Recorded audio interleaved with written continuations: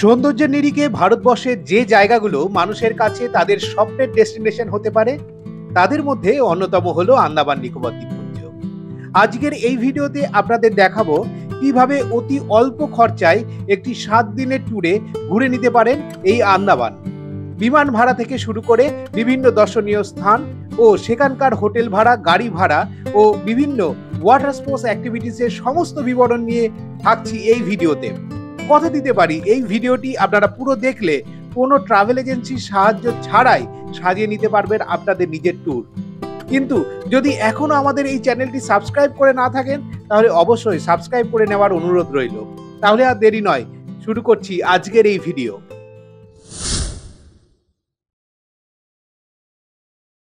কলকাতা থেকে port Blair পৌঁছানোর জন্য ফ্লাইটের টিকিট কাটুন বেশ কিছু মাস আগে থেকে। কম দামে কিভাবে ফ্লাইটের টিকিট আপনারা কাটবেন ও এয়ারপোর্টে পৌঁছে এক্সিকিউটিভ লাউঞ্জে কিভাবে বিনা পয়সায় বাফেট এনজয় করবেন তার ভিডিও কিন্তু আমাদের চ্যানেলে আছে, আপনারা দেখে নেবেন। পোর্ট ব্লেয়ার আসার জন্য ভোরবেলার ফ্লাইট আপনারা চুজ করুন। অনেক মাস আগে থেকে টিকিট কাটার ফলে পুজোর সময় আমাদের ভাড়া লেগেছিল জনপ্রতি 6,700 টাকা করে। 2 ঘন্টার বিমানের যাত্রার পর পৌঁছান পোর্ট ব্লেয়ার। পোর্ট ব্লেয়ারে অনেক হোটেল আপনারা পাবেন, সেক্ষেত্রে আমি বলবো আবেডিন বাজারের কাছে হোটেল আপনারা চুজ করুন। সেক্ষেত্রে ডাবল বেডের ভাড়া ইনক্লুডিং ব্রেকফাস্ট আপনাদের 1,500 টাকা মতো পড়বে প্রতিদিনের জন্য। সকালের ফ্লাইটে আসলে 10টার মধ্যে হোটেলে চেক ইন করে নিতেই পারেন আপনারা। তারপর ফ্রেশ হয়ে লাঞ্চ সেরে নিন। দুজনে লাঞ্চের খরচ বাবদ বাঙালি থালি হিসাবে জনপ্রতি 200 টাকার মধ্যে হয়ে যাবে। লাঞ্চ করে ঠিক দুপুর 1টার সময় একটি অটো ভাড়া করে নিন। জনপ্রতি 50 টাকা ভাড়া দিয়ে পৌঁছে যান সেলুলার জেল দেখতে। এই সেলুলার জেলের টিকিট হলো জনপ্রতি 30 টাকা। গাইডের খরচ জনপ্রতি 200 টাকা বাঁচাতে চাইলে আমাদের চ্যানেলে সেলুলার জেল নিয়ে ডিটেলস একটা ভিডিও আছে, আপনারা সেটা দেখে নিতে পারেন। 2 ঘন্টার মতো সেলুলার জেলে দেখে নিন ভারতের স্বাধীনতা সংগ্রামের সমস্ত ইতিহাস।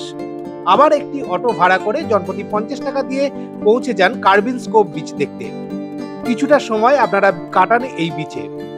চাইলে 2-একটা ওয়াটার স্পোর্টস অ্যাক্টিভিটিসও আপনারা করে নিতে পারেন, যেমন জেট স্কি, প্যারাসেলিং, কায়াকিং, এইসব কিছু।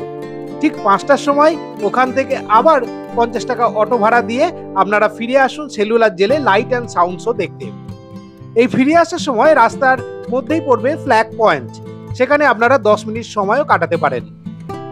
এখানে বলে রাখি, লাইট অ্যান্ড সাউন্ড শো এর টিকিট আপনারা অনলাইন কাটতে হবে, যেটা আগে থেকে কাটতে হয়, যার প্রবেশ মূল্য জনপ্রতি 300 টাকা ও বাচ্চাদের জন্য 150 টাকা।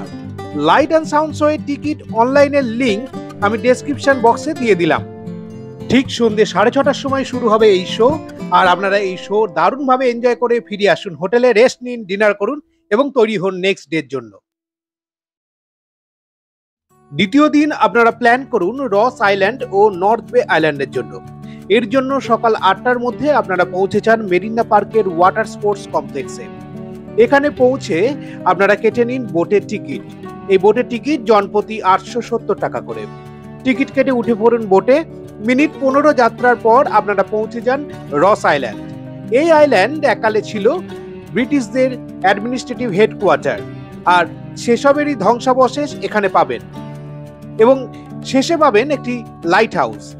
এই আইল্যান্ড আমাদের ঘোরার সময় হচ্ছে 1 ঘন্টা মতো। পায়ে হেঁটেও ঘুরতে পারেন, আবার বাগিতে করেও ঘুরতে পারেন। এখানে বাগির ভাড়া হলো জনপ্রতি 40 টাকা। এই পুরো আইল্যান্ড 1 ঘন্টার মধ্যে ঘুরে ফিরে আসুন আগের বোটে। এরপর যান নর্থ বে আইল্যান্ড আগেরই বোটে করে।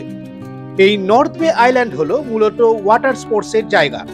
এখানে scuba diving, sea walk, glass bottom boat এবং সাবমেরিন, এই সমস্ত কিছু এখানে আপনারা ট্রাই করতে পারেন। তবে আমি বলবো এই সমস্ত রকম ওয়াটার স্পোর্টস আপনারা হ্যাভলক থেকে ট্রাই করুন, সেখানে ভালো হবে। যাই হোক, 150 টাকা দিয়ে নিরামিষ থালি লাঞ্চ করে আপনারা লাঞ্চের পরে দেখতে যান লাইট হাউস। এই লাইট হাউসের একদম উপরে ওঠার জন্য টিকিট হলো জনপ্রতি 10 টাকা। 150টা সিঁড়ি বেয়ে আপনারা উপরে উঠুন লাইট হাউসের একদম মাথায়, আর সেখান থেকে উপভোগ করুন অসাধারণ প্রাকৃতিক সৌন্দর্য। নর্থ বে গেলে এই লাইট হাউসের মাথায় কিন্তু আপনারা অবশ্যই উঠবেন। যাই হোক, লাইট হাউস দেখে আগেরই বোটে করে আবার ফিরে আসুন হোটেলে সন্ধ্যের সময়। পায়ে হেঁটে ঘুরুন কিছুটা লোকাল পোর্ট ব্লেয়ার, আর ডিনার করে রেস্ট নিন আর তৈরি হন ডে 3 জন্য। ডে 4 হলো আন্দামান ট্যুরের সবথেকে রোমাঞ্চকর দিন, কারণ এই দিন আমরা যাব জারোয়া এলাকার মধ্যে দিয়ে বারাটাঙের লাইমস্টোন কেভ দেখতে। এর জন্য সকাল 3টের সময় আমাদের উঠে বেরোতে হবে। বারাটাং ট্যুর দুরকম হয়। যদি আপনাদের বেশি লোক থাকে তাহলে আপনারা পার্সোনাল গাড়ি ভাড়া করতে পারেন, যেখানে একটা আর্টিকা গাড়ির ভাড়া সারা দিনে যাওয়া আসা 5,000 টাকা। আর এখানে যদি আপনারা 2-1 লোক থাকেন তাহলে আপনারা কন্ডাক্টেড ট্যুরেও যেতে পারেন এই বারাটাং। সেখানে জনপ্রতি আপনাদের খরচ হবে 2,000 থেকে 2,500 টাকার মধ্যে, যার মধ্যে গাড়ি ভাড়া, স্পিড বোট ভাড়া, লাঞ্চ সবকিছু ইনক্লুডেড থাকে। আর এই কন্ডাক্টেড ট্যুর আপনারা বুক করতে পারেন অরুণ কুমারের কাছ থেকে, যার ফোন নাম্বার আমি ডেসক্রিপশন বক্সে দিয়ে দিলাম। যদি আপনারা গাড়িতে যান তাহলে প্রথমে গিয়ে আপনাদের জারোয়া এলাকা পেরিয়ে আপনাদের পৌঁছাতে হবে বারাটাং জেটিতে। সেখান থেকে আপনাদের স্পিড বোট ভাড়া করতে হবে, যার ভাড়া জনপ্রতি 900 টাকা করে। এরপর ওই কেভের বোট পয়েন্টে আপনারা স্পিড বোটে করে পৌঁছান এবং তারপর 2 কিলোমিটার হেঁটে আপনারা পৌঁছে যান লাইমস্টোন কেভে, যেটা হচ্ছে একটা প্রাকৃতিকভাবে সৃষ্ট একটা লাইমস্টোন কেভ। আর সেই দারুণ সুন্দর প্রাকৃতিক সৃষ্টির কারুকার্য দেখে আপনারা ফিরে আসুন আবার বারাটাঙে এবং দুপুরবেলায় লাঞ্চ করে আবার আগের মতো গাড়িতে করে ফিরুন পোর্ট ব্লেয়ার এবং সন্ধ্যেবেলায় লোকাল পোর্ট ব্লেয়ারকে এক্সপ্লোর করুন। লোকাল মার্কেটে যদি আপনাদের কেনাকাটা থাকে সেটা করতে পারেন। তারপর ডিনার করুন, ডিনার করে আপনারা বিশ্রাম নিন আর তৈরি হন ডে 4 এর জন্য। একদম সকাল সকাল আপনারা বেরিয়ে পড়ুন গাড়িতে করে ছাটাম জেটির উদ্দেশ্যে। এখানে আমরা অটো করেও যেতে পারেন বা আপনারা নিজস্ব প্রাইভেট গাড়িতে করেও যেতে পারেন। এই অটো ভাড়া 50 টাকা জনপ্রতি নেবে, আর যদি গাড়ি ভাড়া করে যান সেখানে আপনাকে 500 টাকা নেবে। এই ছাটাম জেটিতে গিয়ে খুব অল্প টাকা ভাড়া দিয়ে পাবলিক বোটে করে আপনারা পৌঁছান বাম্বু ফ্ল্যাটে, আর সেখান থেকে 700 টাকা জিপ ভাড়া করে আপনারা চলে যান একদম পাহাড়ের ওপর মাউন্ট হ্যারিয়েটে। এবং মাউন্ট হ্যারিয়েটে গিয়ে সেই মাউন্ট হ্যারিয়েট পার্কটা আপনারা কিছুটা সময় ঘুরে দেখে নিন এবং তারপর আগের মতোই ফিরে আসুন পোর্ট ব্লেয়ারে দুপুর 12টার আগে, কারণ আজকে আমাদের বিকেলবেলায় যাত্রা হবে হ্যাভলক আইল্যান্ডের উদ্দেশ্যে। তো দুপুর 12টায় ফিরে হোটেলে ফ্রেশ হয়ে তারপর লাঞ্চ করে চেক আউট করুন এবং বেরিয়ে পড়ুন হ্যাভলকের উদ্দেশ্যে, অর্থাৎ জাহাজের জেটিতে। এই জেটিতে আপনারা 2 ধরনের জাহাজ আপনারা বুক করতে পারেন, একটা হচ্ছে গভর্নমেন্ট ফেরি আর একটা হচ্ছে প্রাইভেট ক্রুজ। গভর্নমেন্ট ফেরির ভাড়া হচ্ছে 650 টাকা জনপ্রতি এক পিঠের জন্য, আর প্রাইভেট ক্রুজের ভাড়া সেই জায়গায় আপনাদের 1100 থেকে 2000 টাকা পর্যন্ত এবং তারও উপর হতে পারে। আপনারা যেরকম বুক করবেন তার উপর ডিপেন্ড করবে প্রাইভেট ফেরির ভাড়া। তো আপনারা যে কোনো একটা বুক করে আপনারা চলে আসুন হ্যাভলকে, আর হ্যাভলকে এসেই আপনারা চলে যান প্রথমে হোটেল। হ্যাভলকের বিভিন্ন ধরনের হোটেল আপনারা পেতে পারেন, যেরকম বিচের ধারের হোটেল একরকম ভাড়া এবং শহরের মধ্যের হোটেল একরকম ভাড়া। আমি এখানে দেখাচ্ছি একটা মিডিয়াম বাজেটের হোটেল, যেটা হচ্ছে 3 বেডরুম 2000 টাকা আর 2 বেডরুম হচ্ছে ওই 1800 টাকা মতো, যেটা আপনারা বুক করে নিতে পারেন। এবং হ্যাভলকের হোটেল বুকিংয়ের ফোন নাম্বার কিন্তু আমি ডেসক্রিপশন বক্সে দিয়ে দিচ্ছি। যেহেতু হ্যাভলক পৌঁছাতে আপনাদের সন্ধ্যে 6:30 থেকে 7টা হয়ে যাবে, তাই এই দিনের আর কোনো অ্যাক্টিভিটিস নেই। আপনারা হোটেলে ডিনার করুন এবং শুয়ে পড়ুন, কারণ কালকে সকাল সকাল 5টার সময় আপনাদের বেরিয়ে পড়তে হবে স্কুবা ডাইভিং এর জন্য। হ্যাভলক গেলে আপনারা স্কুবা ডাইভিং সব সময় ভোরবেলাতেই করবেন, তার কারণ ভোরবেলায় জল থাকে স্বচ্ছ। আর স্কুবা ডাইভিং অবশ্যই আপনারা প্যারিস সার্টিফাইড স্কুবা সেন্টারের কাছ থেকেই করবেন। এই স্কুবা ডাইভিং এর রেট হচ্ছে ডিপ ডাইভিং এর জন্য 4 থেকে 5,000 টাকা এবং শোর ডাইভিং এর জন্য 3 থেকে 3,500 টাকা। এই স্কুবা ডাইভিং কোথায় আপনারা বুক করবেন তার একটা রেফারেন্স ফোন নাম্বার আমি ডেসক্রিপশন বক্সে দিয়ে দেব, যে জায়গা থেকে আমি স্কুবা ডাইভিং বুক করেছিলাম। তারপর আপনারা ট্রেনিং করে স্কুবা ডাইভিং করে নেবেন। একটা দারুণ অভিজ্ঞতা সঞ্চয় আপনারা করবেন সারা জীবনের জন্য। স্কুবা ডাইভিং করার পরে আপনারা আবার হোটেলে ফিরে আসুন এবং ব্রেকফাস্ট সেরে নিন। ব্রেকফাস্ট করে আপনাদের গাড়ি দাঁড়িয়ে থাকবে, সেই গাড়ি করে আপনারা এবার হ্যাভলক ট্যুরের জন্য বেরোন। এই গাড়ি ভাড়া একটা দিনের জন্য হচ্ছে 2 থেকে 2,500 টাকা মতো। আমি গাড়ি ভাড়ার ফোন নাম্বার ও ডেসক্রিপশন বক্সে দিয়ে দিচ্ছি। আপনারা হোটেল থেকে বেরিয়েই প্রথমে যান কালা পাথর বিচে। সেই কালাপাত্তার বীচটি কিন্তু দারুণ সুন্দর একটা বীচ। এখানে বীচের বালির কালার হচ্ছে একদম সাদা এবং জলের কালার এমারাল্ড। দারুণ লাগবে এই বীচটা। কিছুটা সময় আপনারা এই বীচে কাটান এবং তারপরে আপনারা সেখান থেকে গাড়ি নিয়ে যান রাধানগর বীচে, যে বীচটা কিন্তু ওয়ার্ল্ডের একটা খুব পরিষ্কার বীচ হিসাবে ফেমাস।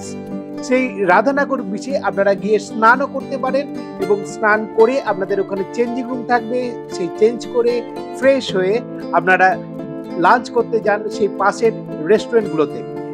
এই হ্যাভলকের বিচের ধারে কিন্তু আপনারা প্রচুর রেস্টুরেন্ট পাবেন, যার মধ্যে কিছু বাঙালি রেস্টুরেন্টও আছে।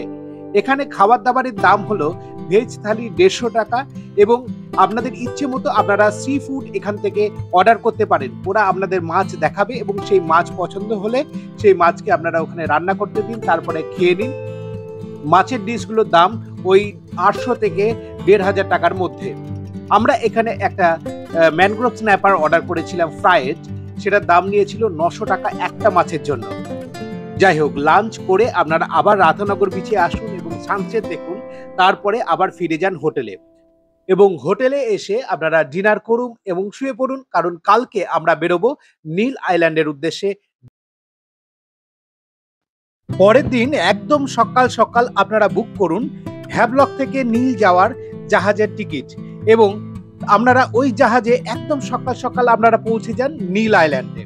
নীল আইল্যান্ডে পৌঁছেই আপনারা ওই নীল আইল্যান্ডের জেটির চারপাশে যে সমস্ত দোকান পাবেন সেখান থেকে অল্প কিছু ব্রেকফাস্ট আপনারা করে নিন এবং তারপর দৈনিক একটা গাড়ি ভাড়া করুন, যেটার ভাড়া পড়বে ওই 2000 টাকা মতো। আপনারা যদি একা বা দুজন হন তাহলে আপনারা এখানে স্কুটিও ভাড়া করতে পারেন, সেক্ষেত্রে স্কুটির ভাড়া পড়বে দৈনিক 500 টাকা এরকম।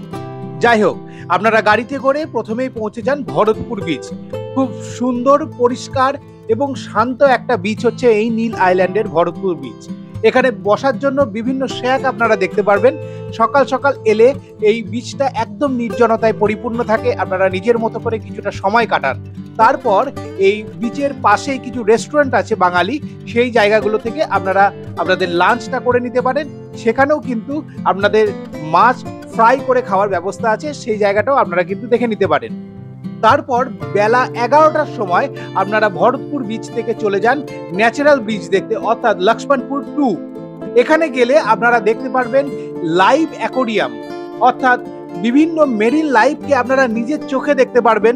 আর সেই জন্যই কিন্তু ঠিক 11টা থেকে 12টার সময়টা যাবেন, কারণ সেই সময় ভাটা চলে আর সেই সময় মেরিন লাইফ দেখার জন্য আদর্শ টাইম। কিছুটা সময় আপনারা ওই ন্যাচারাল ব্রিজে কাটান এবং তারপর আপনারা লক্ষ্মণপুর 1 অর্থাৎ সানসেট পয়েন্ট, সেখানেও কিছুটা সময় গিয়ে কাটাতে পারেন। আর তারপর ঠিক বিকেল বেলার সময় আপনারা ফিরে আসুন আবার নীল আইল্যান্ডের জেটিতে এবং বোটে করে বা জাহাজে করে আপনারা আবার ফিরে আসুন পোর্ট ব্লেয়ার।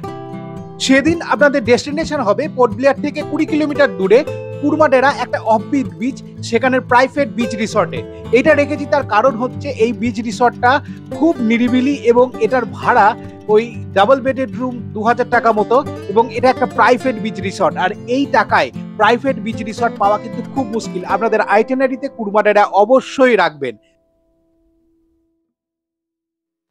ডে 7-এ সকালবেলা আপনাদের গুড মর্নিং বলবো একটি প্রাইভেট বিচ রিসর্ট কুরমাডেরাতে। এই কুরমাডেরা হলো একটি নারকেল প্লান্টেশন এরিয়া আর একদম নিস্তব্ধতায় ঘেরা এই কুরমাডেরা বিচে আপনারা সকালে কিছুটা সময় কাটান এবং ব্রেকফাস্ট করে আপনারা বেরিয়ে যান কুরমাডেরা থেকে কিছুটা দূরে কলিনপুর বিচে।